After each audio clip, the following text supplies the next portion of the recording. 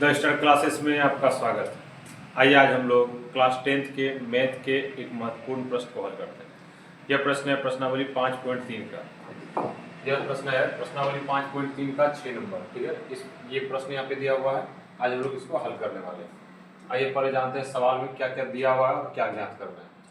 यहाँ बोल रहे कि किसी एपी के प्रथम पद और अंतिम पद क्रमशः 17 और 350 है।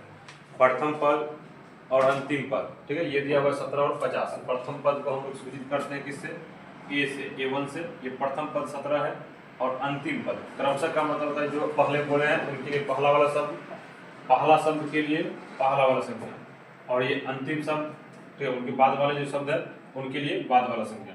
ये हो जाएगा हम लोग का AN, अंतिम पद AN। ये हो गया AN अंतिम पद, पहला पद हो गया A1। इनके अलावा यहाँ पे दिया हुआ कि सार्वंतर, सार्वंतर 9 है। सार्वंतर को सूचित करते हैं D से। तो इसमें कितने पद हैं और इनका योग क्या है? कितने पद हैं, कितने पद को हम लोग सूचित करते हैं किससे? N से।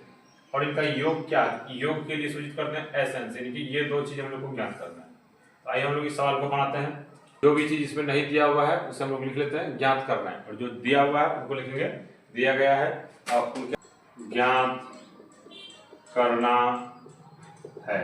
और तो क्या ज्ञात करना है? अभी जस्ट यहाँ पे हम लोग बोले कितने पद यानी n और उनका योग यानी कि SN। n बराबर कितना? वाट, और SN बराबर कितना? ये भी वाट।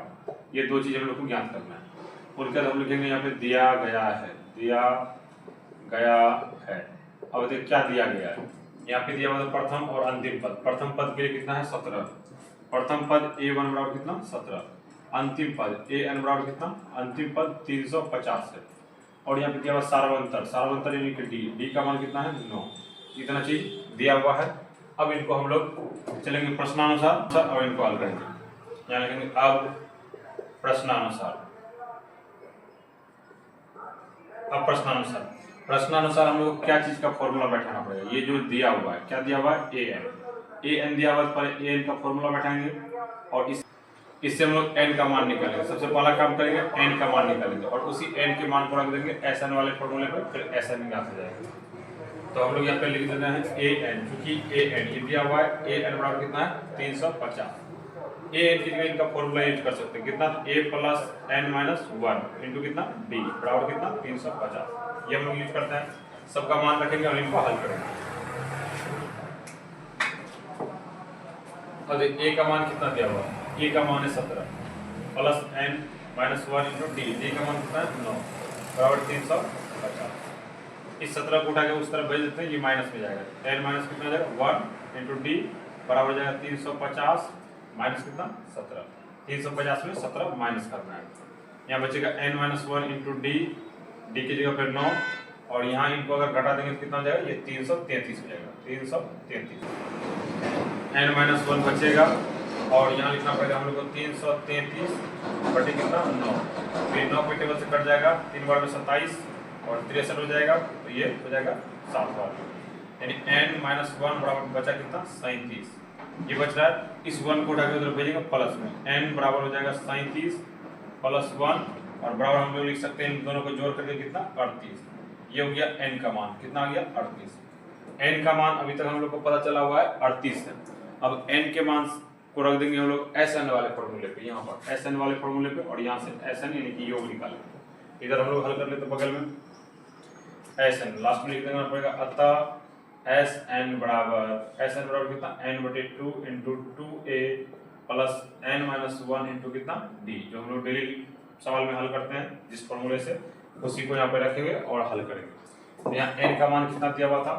N का मान अभी जस्ट हम लोग निकाले हुए हैं 38, ये है बटे 2, और यहाँ 2A का मान देख लीजिए, वहाँ पे दिया हुआ था कितना था? 17।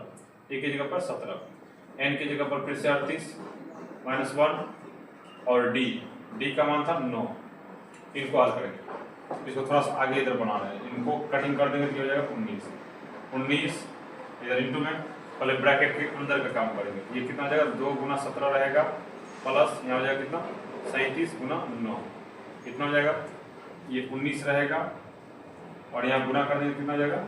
17 गुना 34, ये हो जाएगा 333।